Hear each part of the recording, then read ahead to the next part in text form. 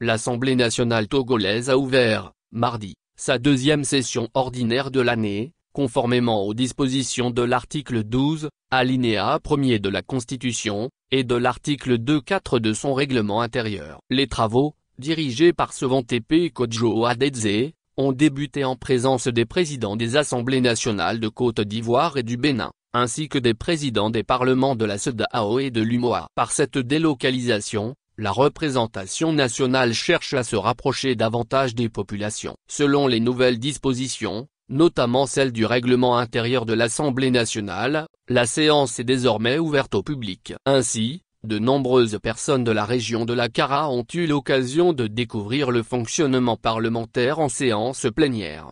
Le président de l'Assemblée nationale togolaise a souligné l'importance historique de cette séance d'ouverture de la deuxième session ordinaire. Aujourd'hui, nous procédons à l'ouverture de la toute première session ordinaire de notre législature. C'est un jour extraordinaire pour moi, en tant que président de l'Assemblée nationale, car pour cette première fois, en plus de la délocalisation hors du siège, deux de mes homologues de pays frères du Togo nous témoignent leur amitié en prenant le temps d'être présents à nos côtés, a déclaré Kodjo Adedze.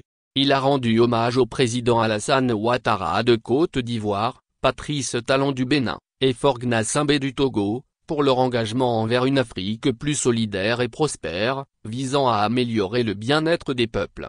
Assemblée nationale et renforcement de la démocratie.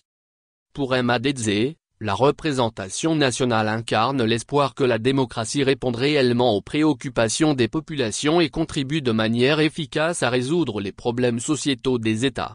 En adoptant le modèle de régime parlementaire, notre pays fait un choix, celui de l'anticipation plutôt que de la réaction, celui de la lucidité contre la tentation de la facilité, celui de la maîtrise de notre destin plutôt que la soumission à la pression de l'actualité. Dans les 3 prochains mois, il nous faudra impérativement poursuivre avec abnégation notre mandat constitutionnel de représentant de la nation, a affirmé Kodjo Adedze.